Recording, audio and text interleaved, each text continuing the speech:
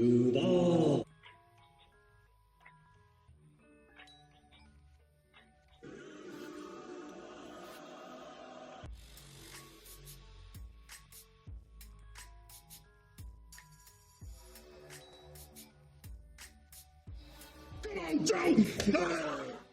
Okay, let's go.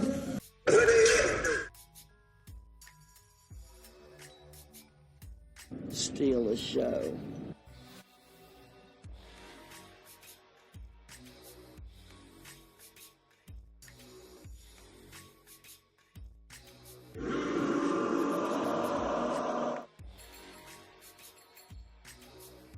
Duval.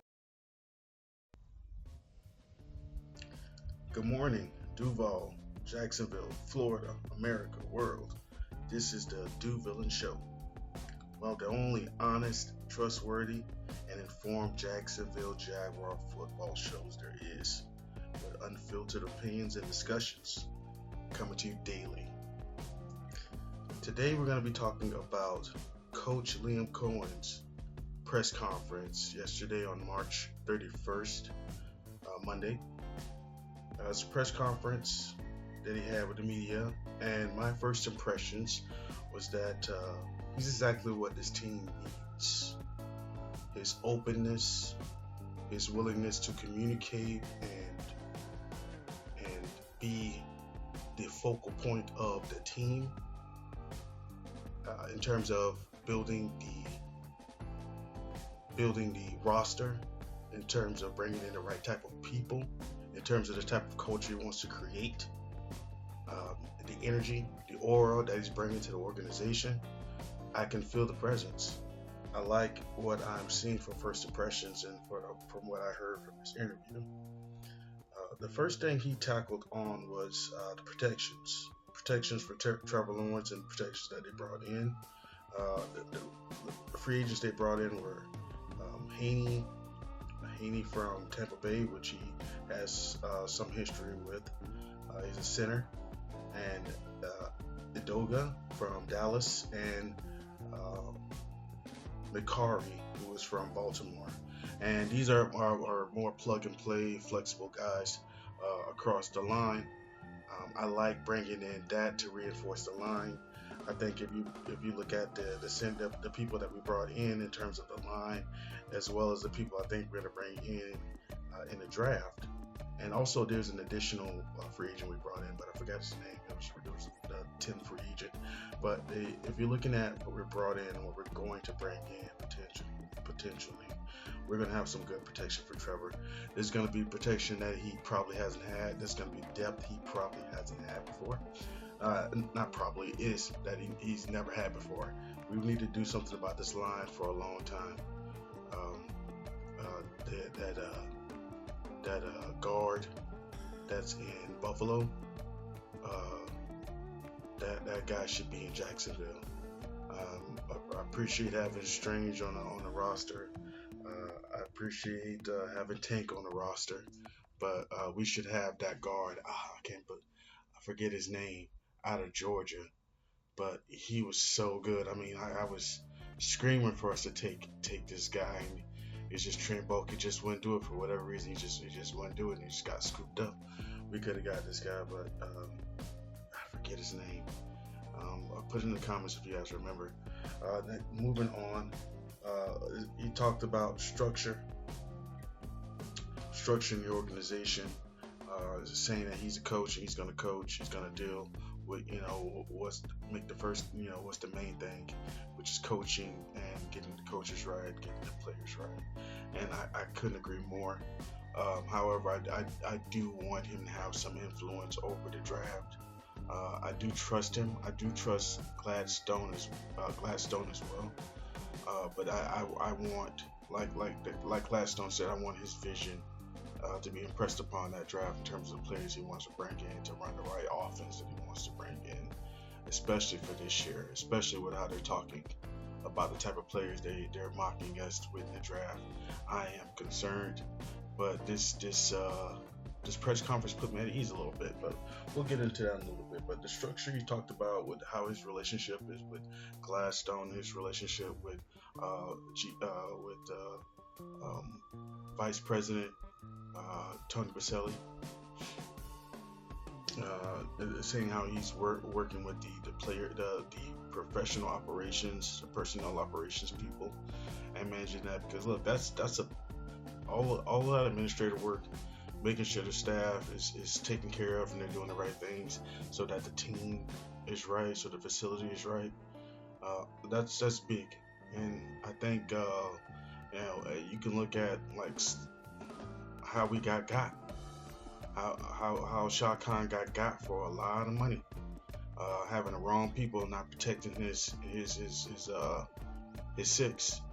So we have that now. We have legacy, Mr. Tony Baselli, Hall of Famer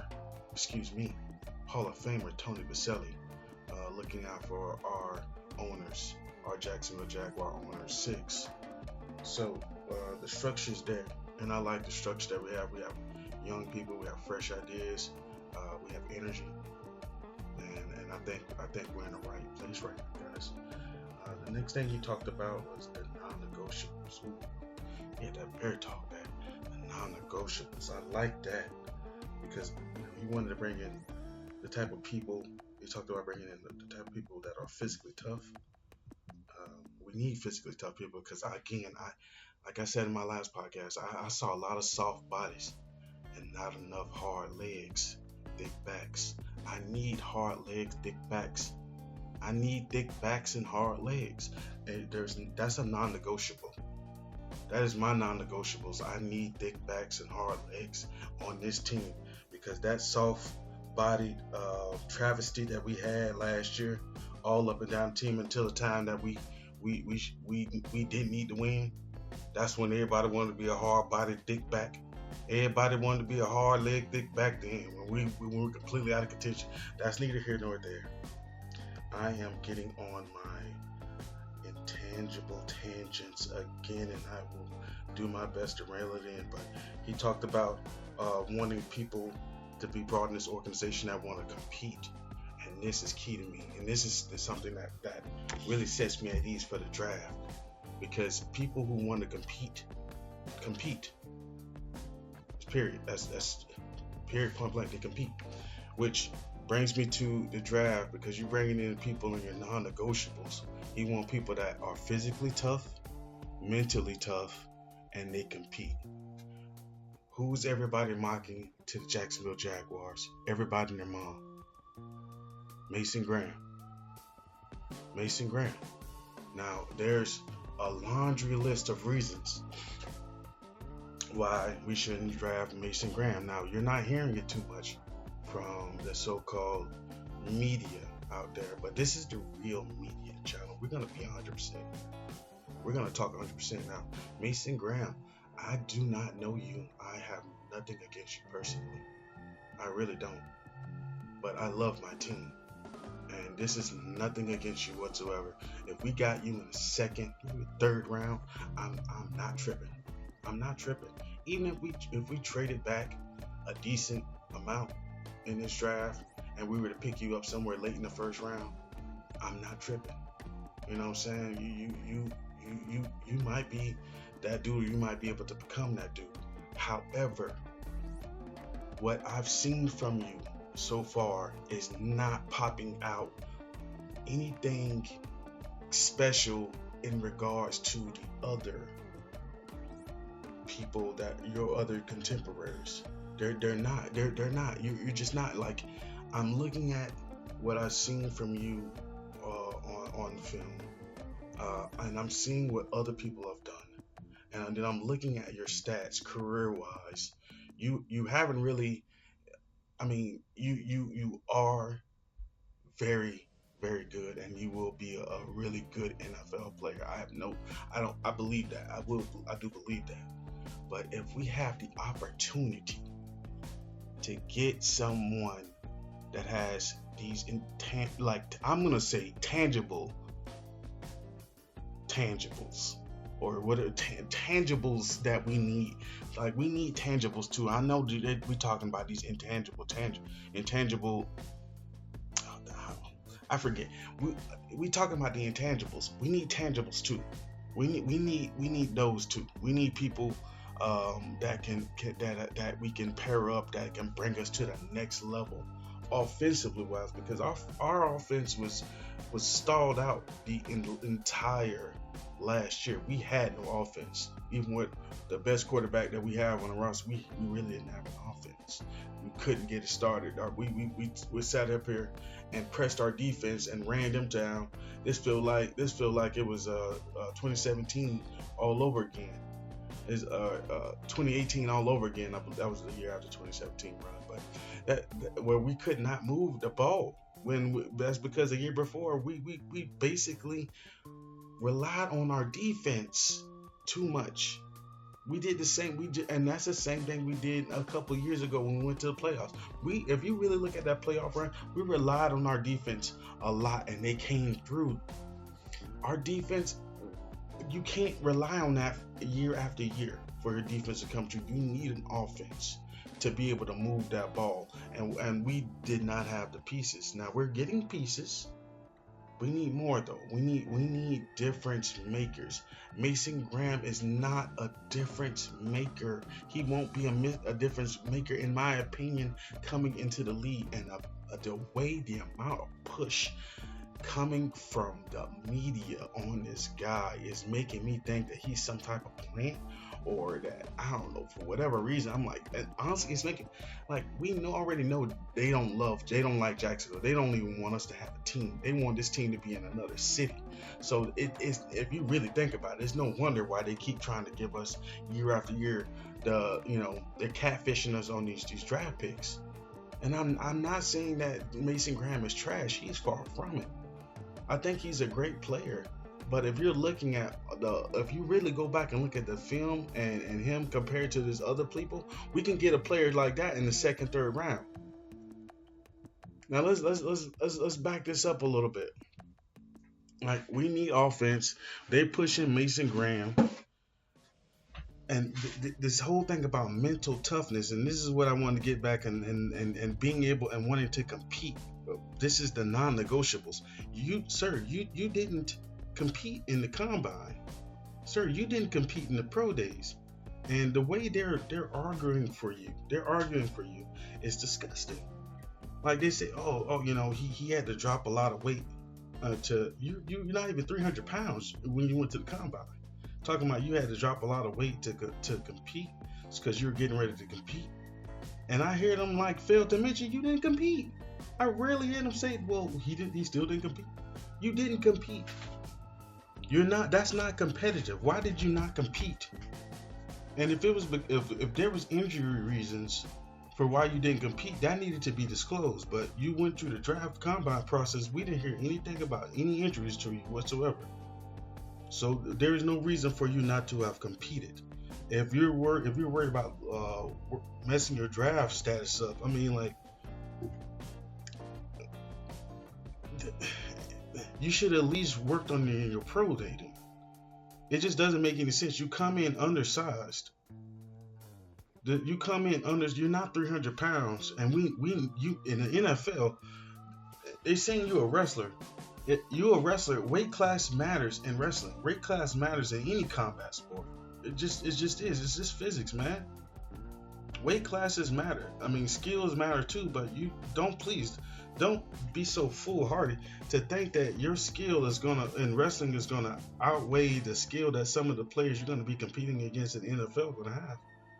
You're gonna be going up against people that have wrestled and people that haven't wrestled, and you're probably gonna go up against people who haven't wrestled that are probably better at it than you are, or your wrestlers. It's a different skill. It's a different skill. Wrestling isn't about stopping you from getting to one side, and that's more sumo wrestling if you want to talk about that. Wrestling is about controlling a body. You got to hold a little bit more.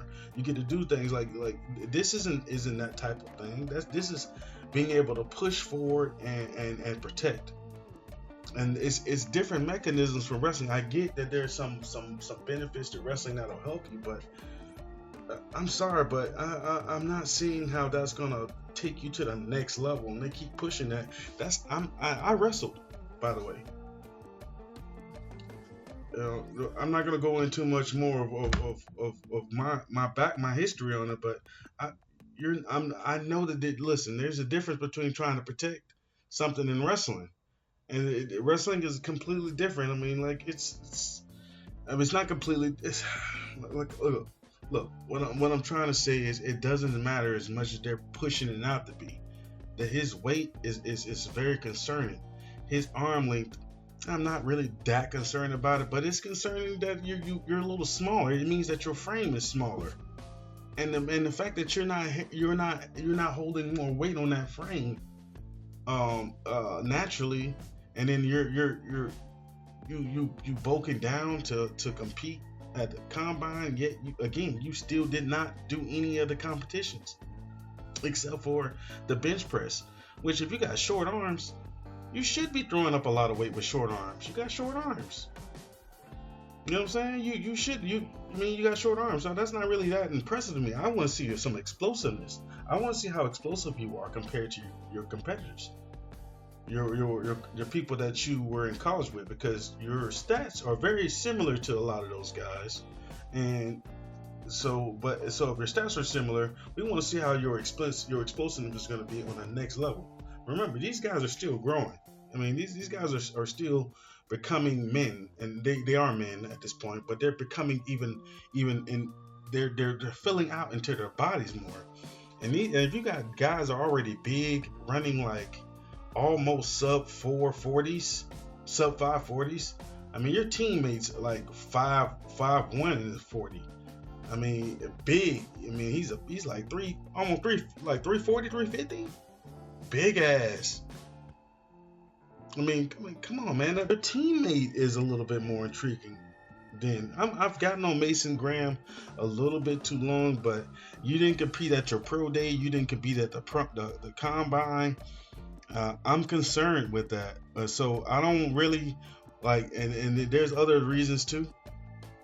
But I'm really concerned about Mason Graham, and I'm really glad that Coach came in and talked about these non-negotiables and what they're looking for, because this is giving me more. It's saying to me that they're not going to go in that direction, which I hope they don't. He talked about communication, the type of communication he had with Baker, the type of communication he had with Mike Evans, and establishing that type of culture and communication within this team, because you need Trevor to know that, like, I'm sorry, but I don't think Trevor is completely mentally there. You can see that from his play on the field and how he talks. Like you can put up a front, but like for people who've been around a lot longer, I'm twice your age. You can tell when someone isn't locked in, and I don't think he's locked in personally. That's my opinion. I don't really think he's locked in. Now he's become a father.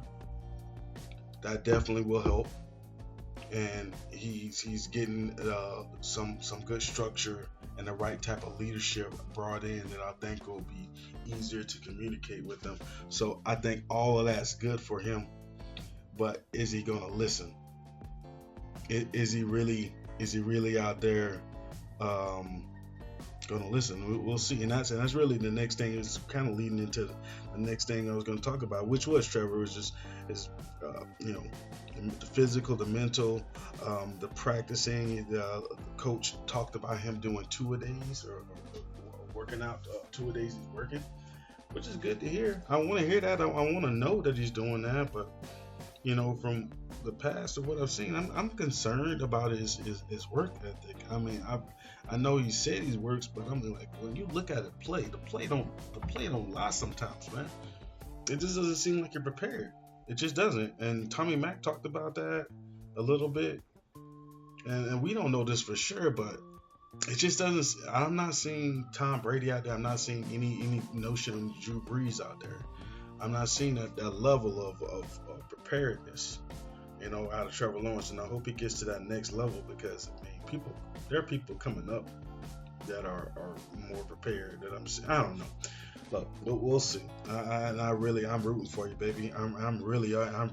I want you to do the best. I want you to make. I want you to make yourself proud that you made all that money, and not that you kind of like weasel your way into getting all this money out of an organization, because that's never a feeling that you want to have. If I were you, all that money is good, but like you want your soul to be right. So please work hard as you can. I mean, you're not going to get this time back. The train's going to leave without you if you're not, because there's always going to be somebody hungrier.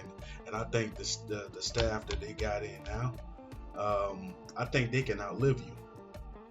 I think you could outlive the other staffs, but I don't think you're gonna outlive this one. I think if you're not playing right, and they'll probably give you they'll give you two years probably.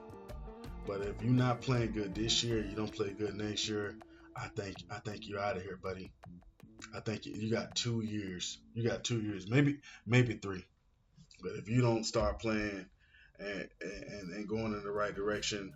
And again, it could be a trickle effect. If people don't trust you, you won't get people to trust you, and then better things start happening. People start believing, they start playing harder.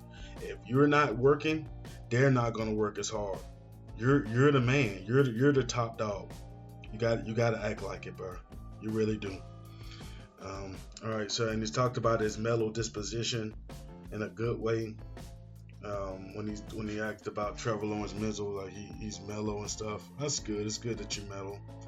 As long as you working and you earned the right to be mellow and confident, I'm all for it. But I hope we see a completely different version of you, a new and improved version of you, because I really want to wear your jersey with pride, bro. All right, now, when we're talking about Travon Walker, I'm talking about opening discussion. Having an open discussion on Trevon Walker's contract, and talking about how Trevon just wants to work. And personally, I just want y'all to just pay this man. Okay, I just want y'all to just pay this man. All right, this guy. If you really look at it objectively and look at Trevon's number, he has progressively gotten better each year he's been in the league. I know he has the same number of sacks he has last year, but if you look at his plays has stepped up. He's been double teamed. He's been held. Like, they really do not call a holding on Trevon Walker. I mean, you could really like. I mean, God, man, I've never in my life, all my life watching football, I've never seen a guy held this damn much. Pay this man. Get this man his 5th-year contract, or extend this man. I mean, Trevor, you won that big game, but you had help, and one of those helps that you had was Trevon Walker. You don't win that without Trevon Walker. And I know this is a new staff and organization, but I think it'll send a great message that y'all are not. It's different. I mean, it's a different organization.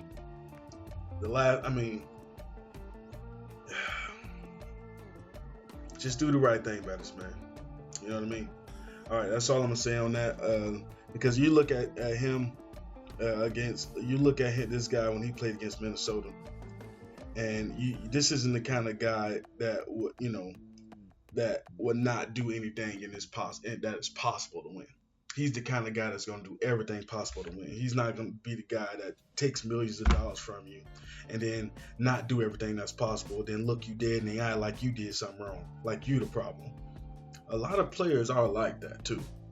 Like they asking you, pay you hundreds of millions of dollars, and like, get your ass out there and work, dog. Like, and the type of players you want is type of players like Travis Hunter. And you should be weary. And that's another thing he talked about. Travis bringing the type of player having the type of player like that, how you use him on both sides. I love it. I mean, this dude's a Biletnikoff award winner. I mean, this guy's plucking interceptions and passes out of neighboring dimensions, out of Planck time-space voids. I mean, just look at him, how he pulls this ball out of the air. Just look at how he does it. Literally, he does it in a microsecond. Sometimes it's just like you can't. Look, man, that type of special, you're not gonna get that often. That's generational. And he was mentored by one of the greatest. One of the Mount Rushmores of NFL. I mean, you listen to me. This kid. I mean, this kid is all about that work. Now we're not gonna talk about his personal life. Not right now. We're not, and not maybe not at all. We'll see. Depends when he becomes a Jacksonville Jaguar. But we keep the personal stuff out of this. You know, this kid has a really bad break. I mean, he has a professional mentor, but he didn't have the personal mentor like a father, teaching the type of people that you want to have in your life. I don't know. I'm judging from the outside, but they don't look good, bro. We've all seen that type before. You get old enough, you've seen that type before, but that's neither here nor there. Let's get back to our Duval. The next thing, like, we want people like Travis Hunter. The thing that we want to wrap this up with is let's just get the right players in the draft. You know, we want people like Travis Hunter brought into this organization because he is completely is special as a person. That dude's special.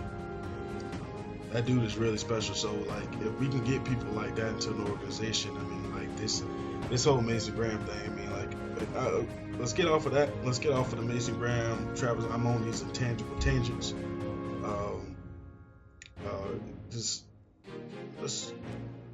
Liam Coen to me seems like a coach that's very honest, and that's not that we haven't had honest coaches before.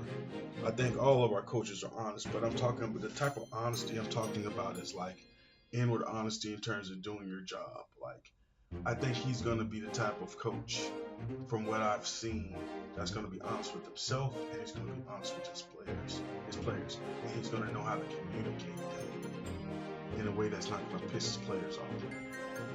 That is a skill. That's a skill. I don't think Doug Peterson had that skill. I think if Doug Peterson did have that skill, he would have had a lot more success. I think he would have gotten a lot more out of Trevor. Some people need to be talked to a certain way. Not everybody is built the same way, and that's not good or bad. Some people need to become harder. Some people need to they're in the act of becoming. Nobody's going to be coming out of college all the time, a complete leader and a hard dog. We'll get those sometimes, but some people need to grow into it. They need to live life and see that what they're doing probably isn't the right way to go about it. And you got good people that have had success, that are very smart, and I think that they will lead us in the right direction. Duval, this has been the show. I'll be coming to you daily. Thank you so much for joining us today. You have a great one. Duval.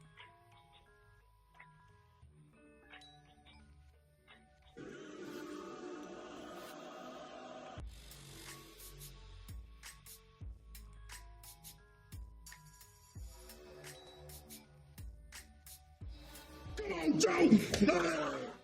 Okay, let's go.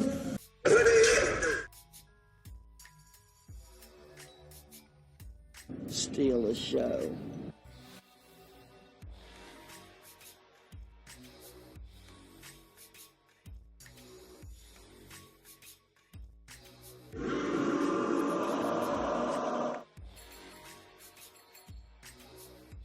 Duval.